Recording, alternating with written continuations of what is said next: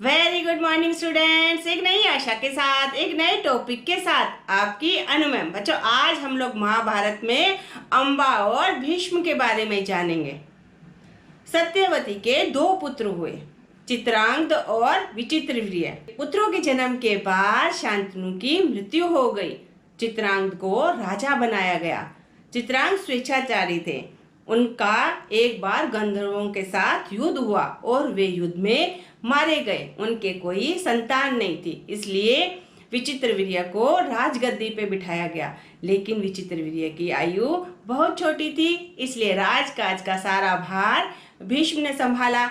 विचित्रवीर्य जब युवक हुए तो उनके विवाह की चिंता भीष्म को सताने लगी। काशीराज ने अपनी 3 पुत्रियों का स्वयंवर रखा, लेकिन हस्तिनापुर में निमंत्रण नहीं भेजा। यह बात भीष्म के लिए बहुत अपमान की थी। वे रथ पे सवार होकर स्वयंवर में भाग लेने के लिए पहुंच गए। उन्हें स्वयंवर में आया देखकर अनेक राजाओं ने उन पर कटाक्ष किए कि कैसी प्रतिज्ञा, कि भीष्म ने तो प्रतिज्ञा की थी कि वे सदा ब्रह्मचारी रहेंगे। क्या पिता की मृत्यु के बाद वह प्रतिज्ञा भी भंग हो गई? लेकिन उन्हें क्या पता था, भीष्म स्वयं के लिए नहीं, अपने भाई के लिए स्वयंवर में सम्मिलित हुए हैं। स्वयंवर में आए राजकुमार और राजाओं को भीष्म ने परास्त कर दिया और तीनों राजकुमारियों को अपने रथ में चढ़ा लिया। लेकिन शोभ देश का राजा शाल्व बहुत वीर था। उसने भीष्म को ललकारा और उनका सामना किया। काफी देर युद्ध चला, लेकिन शाल्व हार गए। उन्हें पराजित करके भीष्म तीनों राजकुमारियों को अपने रथ में बिठाया और हस्तिनापुर ले आए। विचित्रवीर्य के विवाह की तैयारियां शुरू हो गई। मंडप सजने लगे।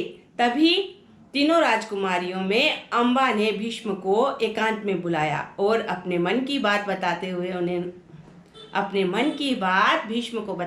कहा, मैंने मन ही मन शाल्वराज को अपना पति मान लिया था, लेकिन आपने मेरा हरण कर लिया। अब मैं क्या करूं?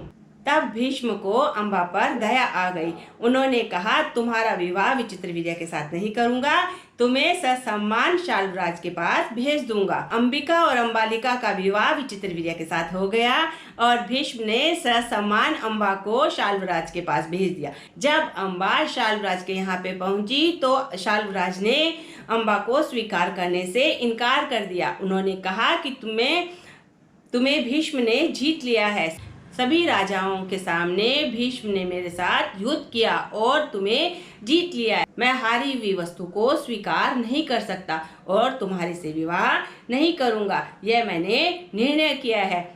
तब अपमानित अंबा पुनः हस्तिनापुर आई और उसने सारी घटनाक्रम भीष्म को कह डाली।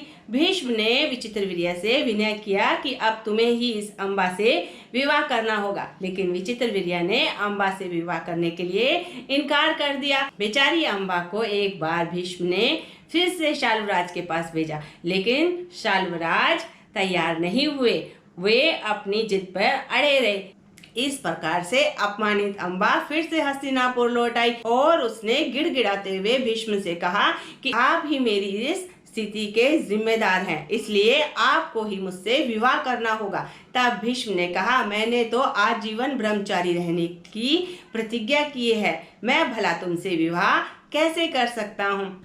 अंबा क्रोध से आग बबूला हो गई। भीष्म से बदला लेने के लिए वह अनेक राजाओं के पास गई, लेकिन किसी भी राजा की भीष्म से सामना करने की हिम्मत नहीं हुई। तब किसी ने सुझाव दिया कि तुम परशुराम के पास जाओ, वो तुम्हारे दुख का निवारण करेंगे। अंबा परशुराम के पास गई, परशुराम को अपना सारा हाल कह सुनाया। परशुराम ने भीष्म को ललकारा और अनेक वर्षों तक उनका युद्ध चला, लेकिन कोई नतीजा नहीं निकला। अंत में परशुराम जी ने कहा, तुम्हें भीष्म की शरण ले लेनी चाहिए, लेकिन अपमानित अंबा को यह स्वीकार नहीं था। उसने वर्षों तपस्या की और स्त्री वेश को छोड़कर वह पुरुष वेश में आई और अगले जन्म में वह शिखंडी बनी। महाभारत के युद्ध में अंबा बनी शिखंडी अर्जुन के रथ के सामने बैठ गई। भीष्म ने यह प्रतिज्ञा की थी कि वह किसी स्त्री पर हथियार नहीं उठाएंगे। मौका पाकर अर्जुन ने अपना बाण चलाया और